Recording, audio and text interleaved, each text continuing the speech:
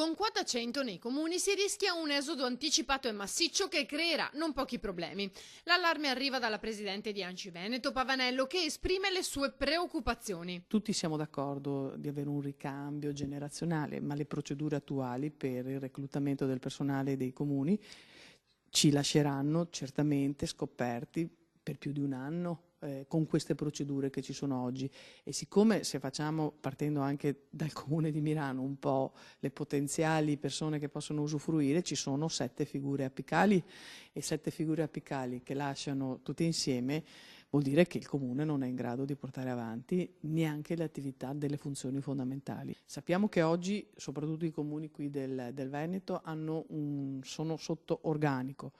L'età media è di 56 anni, più si unisce questo provvedimento, cioè non siamo proprio in grado non è che possiamo prendere del personale a tempo determinato, lavoro interinale, no, non è possibile per tutta una serie di regole che si sovrappongono e quindi non siamo in grado di erogare i servizi, quindi veramente spero che venga accolto l'appello dei comuni.